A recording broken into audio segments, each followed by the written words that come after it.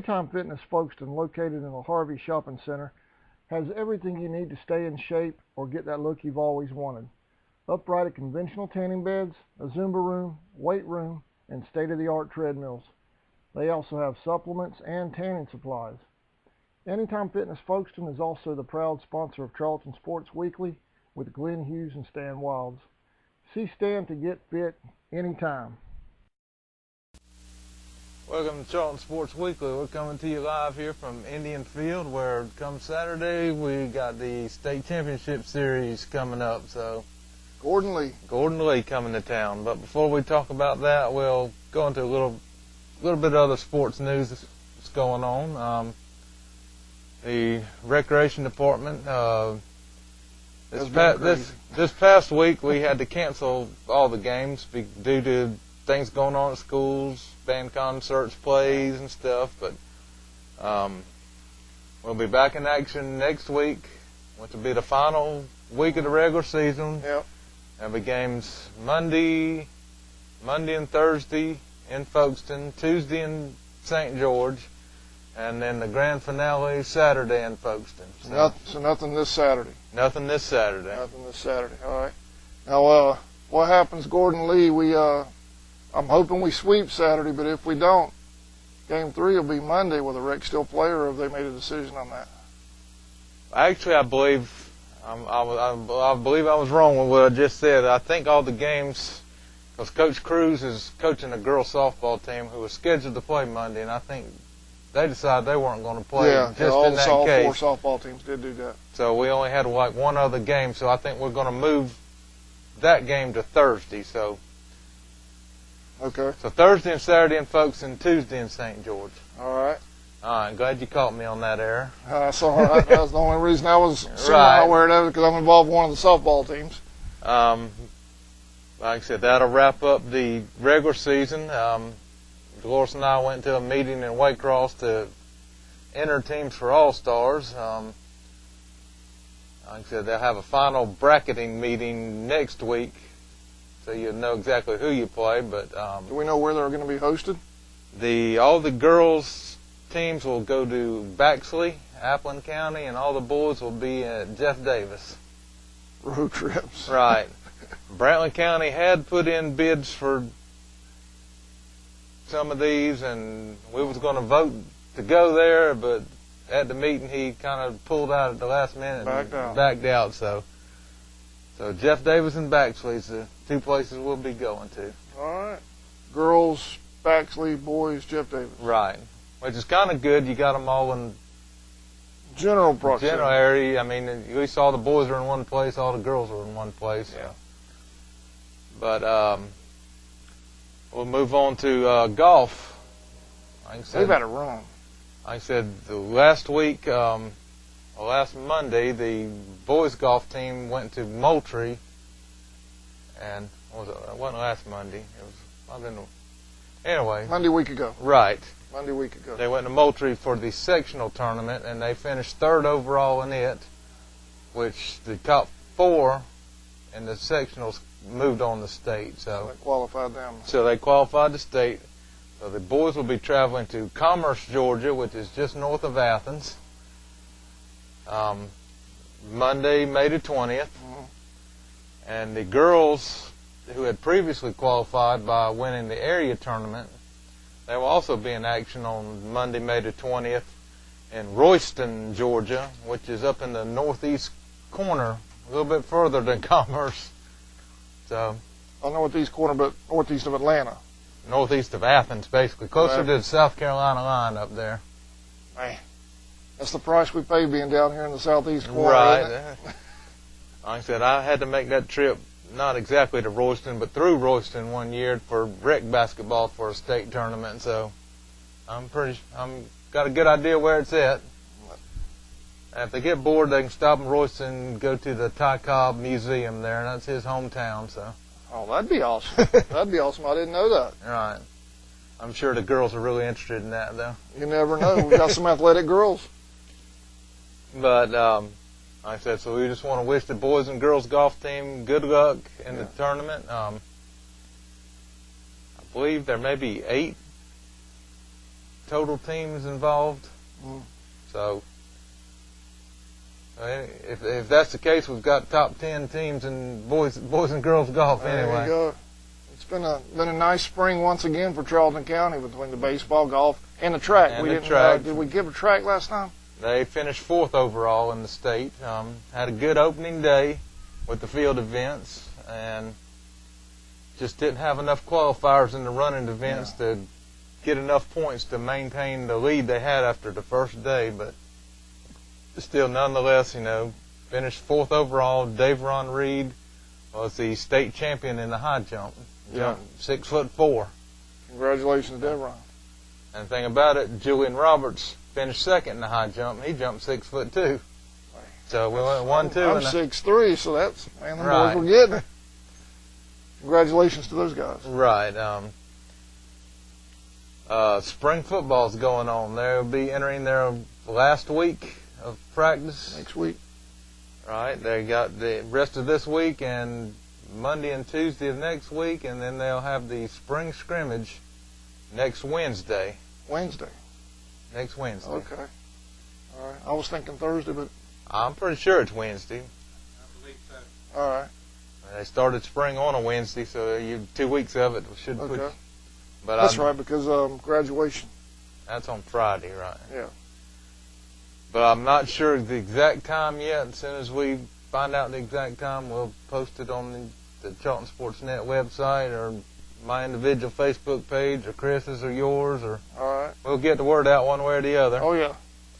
I know spring football's kind of gotten overlooked with all the baseball going on this year, but I'm sure the diehard fans are ready to go see what we got out there. See that spring football. I know I got home early enough to watch a little bit of the Bethune, and parents lined, it looked like a reg practice out there. Parents lined up in the parking lot watching their youngins out there. So football's back in the air a little bit, but right now you're right. Baseball is really, the last 2 seasons has really stepped up and taken over spring. Right. And so we'll move on to baseball now. Like I said, the Indians entered the state playoffs as the number 2 seed. Handled Marion County rather easily first round, shut them out 2 games in a row. Richard Dasher and Scott Beasley, I believe, were the winning pitchers in that series. Then Johnson County came to town, and Ryan Young started, had a little bit of problems first game, but L.J. Talley came in, picked up the slack, and allowed the Indians to come back and win game 1. Yeah, Johnson made a game of it that first game. It was close. Right. Close and early going. Well, we had one bad inning where we committed, I think, several errors and allowed them to score their 5 runs and take the lead, but we rallied back, and I think we ended up winning 11-5, I believe it was. And like I said, Scott Beasley came in and hit a home run in I believe it was the top of the 7th inning, or bottom of the 6th. Right. He and a couple others had an awesome offensive offensive playoff. That home run kind of jump-started what happened in the second game. Yeah, it did. Jesse King got on the mound, and he pitched brilliantly. I believe he gave up just 3 runs. Got into a little bit of trouble late. I believe he was getting a little tired about the 6th inning. Jacob Baxter came in relief and closed the door. That was it. But Jesse King helped his own cause. He hit 2 solo home runs. Had a 4-3 lead going to the top of the 7th as we were the guest in the second game. Yep. So hanging on by 1 run, and Scott Beasley leads off the 7th inning with a solo home run, and Jacob Baxter follows up with another solo home run. Both of them right there. And taking aim at you. They were aiming. I swore I was going to bring my glove the other day to try on. Turned out I didn't need it. Oh, well. They didn't hit a thing. But like I said, the second game we hit 4 solo home runs, defeated Johnson County 6-3. which moved us on to the Final Four round against Tryon, which took place on Monday. A lot of hype building up Right. to this one all weekend long. First game of the day, Ryan Young got back on the mound, pitched tremendous ball game, had a great curveball going. Like I said, He did. From sitting up in the press box, you could just see that thing breaking, and I believe he didn't give up, but probably 2 or 3 hits the entire game, shut Tryon out. I don't even think Tryon made it around here to third base, but maybe twice the whole time. Right. And the final to that one was, 6-0, I think. Yeah, 6-0. So, moving on to game 2, said you're one game away from advancing to the championship series. Yep. Scoreless first inning. You think, nothing prepared you for what was about to happen. Yeah, not at all. I've never seen anything, especially playoff. Never seen anything like it in the playoffs. But Tryon was down to their number 3 pitcher, I believe, and the Indians got their bats on line with the ball, and they started hitting, and Tryon made a couple errors in between, some walks, and before the inning was over, 14. The Indians had scored 2 touchdowns and kicked both extra points. Yes, they did. The extra points went right there and right out there. Right. Like I said, we scored 10 off the first pitcher, and they changed pitchers. Scored 12. We scored 12 in the 2 solo shots. Now, Baxter's was a 3-run shot. You're right. Like I said, they gave up 10 runs to the first pitcher, changed up. Jacob Baxter comes up with 2 runners on and drills a 3-run homer to go up 13-0, and Talley followed him up with the extra point and hit a shot out to the right field out there and put us up 14-0. That one Beasley hit, there was a gold car parked out there almost to the road. And if anybody's been out here, it hit the car in the trunk. I mean, that's a shot. I don't know. What is this fence here? It's about 330 down the lines, I believe. 330 down the line, so that had to have been almost, 370, 380 shot? Good blast, then. It was. But up 14-0, that's when Chris and I were trying to decide what the run rule was for. That's what Bobby and I were talking about out there. Is it 15 after 3? What is it? Right, and finally Coach Baxter texted him and let him know it was 15 after 3, so the top of the 3rd inning, the Indians added the 15th run, got the lead, and Scott Beasley, who went the distance all 3 innings on the mound, but he finished it off, and for the second shutout, 15-0, which advanced the Indians to the championship series, which will be this Saturday here at Indian Field. 1 o'clock? 1 o'clock for the first pitch of the first game, and 3:15 tentative for the second game, right? Was Scott even warmed up after those 3 innings, or he could have gone another 4? He probably was cold after that one inning where he had to sit for about 30 minutes or so. That was crazy. It showed he faced 13 batters and struck out 5 of them through the 3 game. Right. But that was something. But the Indians are going to advance to face Gordon Lee High School. Going by their record, they're 30-2. We're 29-2. So record-wise, we're pretty even. Right there. Yeah. I mean, everybody's saying they've come out of a tougher region than we did, but you don't ever know. But, Mount Perron is in their region, who won their region championship.